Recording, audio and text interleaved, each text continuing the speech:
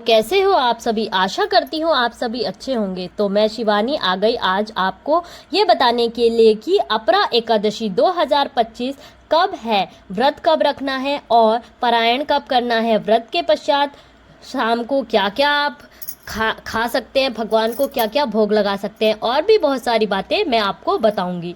तो हिंदू पंचांग के अनुसार इस साल जेठ मास के आने वाली कृष्ण पक्ष की एकादशी तिथि 23 मई 2025 को प्रातः काल सुबह 1:12 से आरंभ हो रही है, जो कि रात को 10:29 तक रहेगी। ऐसे में उदया तिथि के हिसाब से अपरा एकादशी का व्रत 23 मई 2025 शुक्रवार को रखा जाएगा। अपरा एकादशी का पारायण 24 मई को किया जाएगा। सुबह 5:26 से लेकर 8:11 तक आप व्रत को खोल सकते हैं। तो अब मैं आपको अपरा एकादशी के महत्व को बताऊंगी।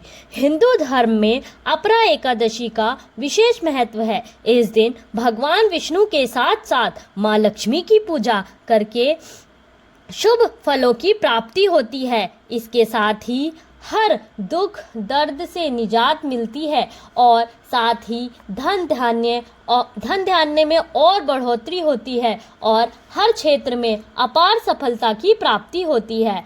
आपको यह भी बता दूं कि इस एकादशी को अचला एकादशी, जल कीड़ा एकादशी के नाम से भी जानते हैं। अपरा एकादशी के दिन सभी को भगवान नारायण के मंत्रों का जप भी करना चाहिए, जैसे कि ओम नमो नारायणा, ओम नमो भगवते वासुदेवाय और भगवान विष्णु के और भी कई मंत्र हैं। जो भी आपको सही लगे उन मंत्रों का जप आप कर सकते हैं।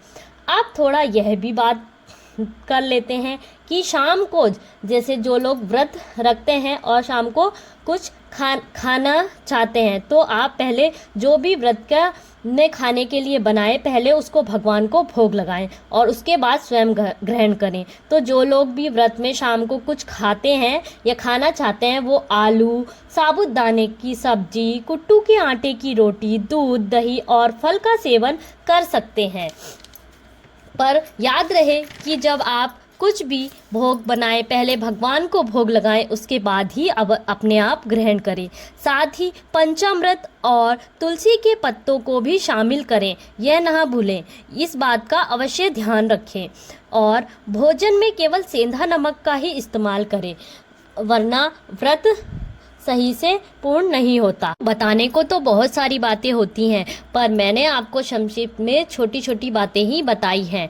तो आप इन छोटी छोटी बातों को ध्यान रखें, व्रत में अच्छे से व्रत रखें और हमेशा भगवान का नाम लेते रहें, दूसरों की बुराइयां ना करें, किसी में कमियां ना निकालें। यही सभी छोटी छोटी बातों को ध्यान में रखते हुए आप अच्छे से अपना व्रत रखिए और भगवान नारायण आप सबको अपनी कृपा बनाए रखे और सबको खुशियाँ प्रदान करें। मैं यही चाहूँगी और मेरे इस चैनल को सब्सक्राइब करें। मेरी कोई भी बात आपको बुरी लगी हो तो उसके लिए माफ़ी चाहती हूँ।